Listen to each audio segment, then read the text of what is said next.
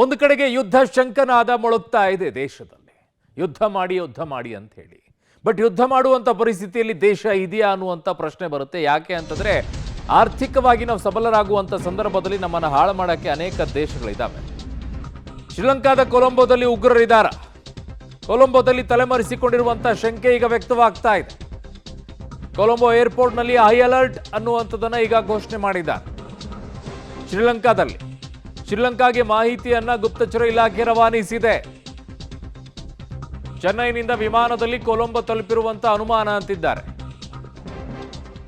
ಕೊಲಂಬೋದ ಬಂಡರ್ನಾಯಕೆ ಏರ್ಪೋರ್ಟ್ನಲ್ಲಿ 6 ಉಗ್ರರಿಗಾಗಿ ಶೋಧ ನಡೀತಾ ಇದೆ. ಬಹಳ ಜನಕ್ಕೆ ಪ್ರಶ್ನೆ ಬರ್ಬೋದು, ಅಲ್ರಿ ವೆಪನ್ ಇಟ್ಕೊಂಡು ಹಂಗ್ರಿ ಫ್ಲೈಟ್ ಅಲ್ಲಿ ಹತ್ತು ಬಿಡ್ತಾರೆ ಅಂತ ಹೇಳಿ. ವೆಪನ್ ಇಟ್ಕೊಂಡು ಹೋಗಿಲ್ಲ, ಹಾಗೆ ಹೋಗಿದ್ದಾರೆ ಅನ್ನುವಂಥದ್ದು. ಯಾವ ಇದರಲ್ಲಿ ಹೋಗಿದ್ದಾರೆ ಏನು ಅನ್ನುವಂಥ ಅನುಮಾನಗಳು, ಪ್ರಶ್ನೆಗಳಿಗೆ ಉದ್ಭವ ಆಗ್ತಾ ಇದೆ. ಬಟ್ ಗುಪ್ತಚರ ಇಲಾಖೆ ಈ ಮಾಹಿತಿಯನ್ನು ಶ್ರೀಲಂಕಾ ಕೊಟ್ಟಿದೆ. ಈಗ 6 ಜನರನ್ನು ಹುಡುಕುವಂತ ಕೆಲಸವನ್ನ ಮಾಡ್ತಾ ಇದ್ದಾರೆ.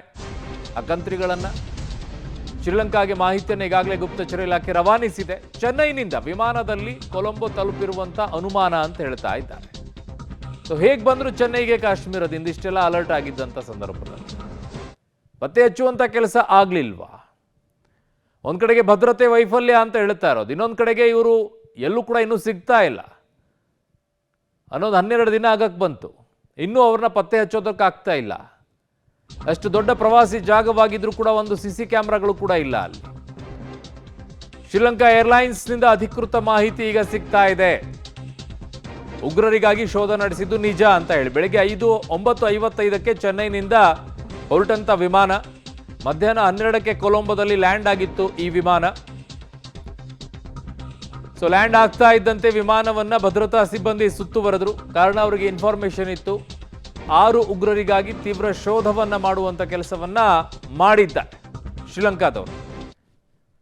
ಸೊ ಯಾರ ಈಗ ಫೋಟೋಗಳನ್ನ ಹಾಕಿ ಎಲ್ಲವೂ ಇದೆ. ಈ ನಿಟ್ಟಿನಲ್ಲಿ ಈಗ ಗುಪ್ತಚರ ಇಲಾಖೆ ಮಾಹಿತಿಯನ್ನು ರವಾನಿಸಿತ್ತು. ಆ ನಿಟ್ಟಿನಲ್ಲಿ ಅವರು ಹುಡುಕುವಂತ ಕೆಲಸವನ್ನ ಕೂಡ ಮಾಡಿದ್ದಾರೆ. ನನ್ನ ಸಹೋದ್ಯೋಗಿ ಶಬೀರ್ ನನ್ನ ಸಂಪರ್ಕಕ್ಕೆ ಸಿಗ್ತಾ ಇದ್ದಾರೆ, ದೆಹಲಿ ಪ್ರತಿನಿಧಿ. ಶಬೀರ್, ಈಗ ಈ ನಿಟ್ಟಿನಲ್ಲಿ ಗುಪ್ತಚರ ಇಲಾಖೆ ಹಲವು ರೀತಿಯಾದಂಥ ಮಾಹಿತಿಗಳನ್ನು ರವಾನೆಯನ್ನ ಮಾಡ್ತಾ ಇದೆ.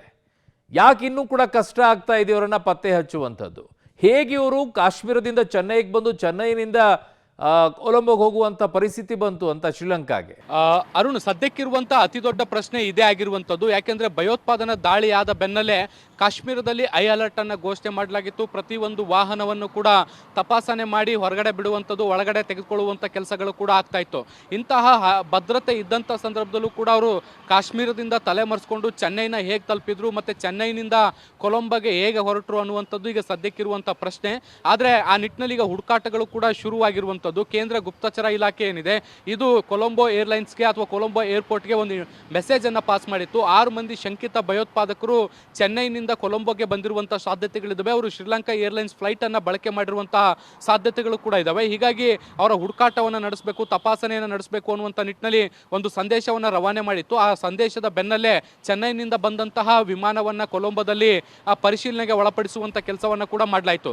ಆದರೆ ಈವರೆಗೂ ಉಗ್ರರು ಇದಾರಾ ಇಲ್ವಾ ಅನ್ನೋದಕ್ಕೆ ಸಂಬಂಧಪಟ್ಟಂತೆ ಪೂರಕವಾದಂತಹ ಮಾಹಿತಿಗಳು ಬಂದಿಲ್ಲ. ಆದರೆ ಮಾಹಿತಿಯ ಆಧಾರದ ಮೇಲೆ ನಾವು ವಿಮಾನವನ್ನ ತಪಾಸಣೆಗೆ ಒಳಪಡಿಸಿದ್ದೆವು ಅನ್ನುವಂಥ ಮಾಹಿತಿಯನ್ನು ಮಾತ್ರ ಈಗ ಶ್ರೀಲಂಕಾ ಏರ್ಲೈನ್ಸ್ ಹಂಚಿಕೊಂಡಿರುವಂಥದ್ದು. ವಿಮಾನ ನಿಲ್ದಾಣದಲ್ಲಿರುವಂತಹ ಭದ್ರತಾ ಪಡೆಗಳು ಈ ಒಂದು ವಿಮಾನವನ್ನು ಸಂಪೂರ್ಣವಾಗಿ ಪರಿಶೀಲನೆಗೆ ಒಳಪಡಿಸಿತ್ತು. ಮತ್ತೆ ಇರುವಂತಹ ಎಲ್ಲಾ ಪ್ಯಾಸೆಂಜರ್ಗಳನ್ನು ಕೂಡ ಪರಿಶೀಲನೆ ಮಾಡಿ ಅವರನ್ನ ಚೆಕ್ ಮಾಡಿ ಅವರ ಮುಖಗಳನ್ನ ಗಮನಿಸಿ ಆಮೇಲೆ ಅವ್ರನ್ನ ಹೊರಗಡೆ ಬಿಡುವಂತ ಕೆಲಸಗಳು ಕೂಡ ಆಗಿದ್ದಾವೆ. ಆದರೆ ಈವರೆಗೂ ಕೂಡ ಭಯೋತ್ಪಾದಕರು ಇದ್ರಾ ಇಲ್ವಾ ಅನ್ನೋದಕ್ಕೆ ಸಂಬಂಧಪಟ್ಟಂತ ಮಾಹಿತಿಗಳು ಅಧಿಕೃತವಾಗಿ ಬಿಡುಗಡೆ ಆಗಿಲ್ಲ. ಸೊ ಹೀಗಾಗಿ ಭಯೋತ್ಪಾದಕರು ಇದ್ರಾ ಇಲ್ವಾ ಅನ್ನುವಂಥ ಪ್ರಶ್ನೆಯೂ ಕೂಡ ಇರುವಂಥದ್ದು. ಸೊ ಈ ಮಾಹಿತಿಯನ್ನು ಆಧರಿಸಿ ಈಗಾಗಲೇ ತಪಾಸಣೆಗಳು ಕೂಡ ನಡೀತಾ ಇರುವಂಥದ್ದು. ಆದರೆ ಈ ಎಲ್ಲ ಬೆಳವಣಿಗೆಗಳ ನಡುವೆ ಅತಿ ದೊಡ್ಡ ಪ್ರಶ್ನೆ ಈಗ ಕಾಡ್ತಾ ಇರುವಂಥದ್ದು, ಈ ಭಯೋತ್ಪಾದಕರು ಚೆನ್ನೈನ ಹೇಗೆ ತಲುಪಿದ್ರು ಮತ್ತು ಚೆನ್ನೈಯಿಂದ ಕೊಲಂಬೋಕ್ಕೆ ಪ್ರಯಾಣ ಮಾಡುವಂಥದ್ದು ಹೇಗೆ ಸಾಧ್ಯ ಅನ್ನುವಂಥದ್ದು. ಯಾಕೆಂದರೆ ಈ ರೀತಿಯಾದಂಥ ಭಯೋತ್ಪಾದನಾ ದಾಳಿಗಳಾದಂಥ ಸಂದರ್ಭದಲ್ಲಿ ಕೇವಲ ಕಾಶ್ಮೀರ ಮಾತ್ರ ಅಲ್ಲದೆ ಎಲ್ಲ ಪ್ರಮುಖ ವಿಮಾನ ನಿಲ್ದಾಣಗಳಲ್ಲೂ ಕೂಡ ಹೈ ಅಲರ್ಟ್ ಅನ್ನು ಘೋಷಣೆ ಮಾಡಲಾಗಿರುತ್ತೆ. ಮತ್ತು ಗುಪ್ತಚರ ಇಲಾಖೆ ಮತ್ತು ಭದ್ರತಾ ಪಡೆಗಳು ಕೊಡುವಂತಹ ರೇಖಾಚಿತ್ರಗಳು ಅಥವಾ ಫೋಟೋಗಳನ್ನು ಪರಿಶೀಲಿಸಿ ಒಳಗಡೆ ಬಿಡುವಂಥ ಕೆಲಸಗಳು ಕೂಡ ಆಗ್ತಾ ಇರ್ತವೆ. ಸೊ ಇಷ್ಟೆಲ್ಲ ಭದ್ರತೆ ಇರುವಂಥ ಸಂದರ್ಭದಲ್ಲೂ ಕೂಡ ಇವರು ಪ್ರಯಾಣ ಮಾಡಲಿಕ್ಕೆ ಸಾಧ್ಯ ಆಗಿದ್ದು ಹೇಗೆ ಅನ್ನುವಂಥ ದೊಡ್ಡ ಪ್ರಶ್ನೆ ಈಗ ಕಾಡ್ತಾ ಇರುವಂಥದ್ದು. ಈ ಪ್ರಶ್ನೆಗೆ ಕೂಡ ಉತ್ತರವನ್ನು ಕಂಡುಕೊಳ್ಬೇಕಾಗಿದೆ. ಮತ್ತೆ ಈ ಒಂದು ಮೆಸೇಜ್ ನಿಜಕ್ಕೂ ಕೂಡ ಸತ್ಯ ಆಗಿದ್ರೆ ಆ ಒಂದು ಭಯೋತ್ಪಾದಕರು ಎಲ್ಲಿ ಹೋದ್ರು ಅನ್ನುವಂಥ ಪ್ರಶ್ನೆಯೂ ಕೂಡ ಈಗ ಹುಟ್ಕೊಳ್ಳುತ್ತೆ. ಅರುಣ್. ಓಕೆ ಶಬೀರ್, ಮೇಲ ಮಾಹಿತಿಗೆ ಧನ್ಯವಾದಗಳು.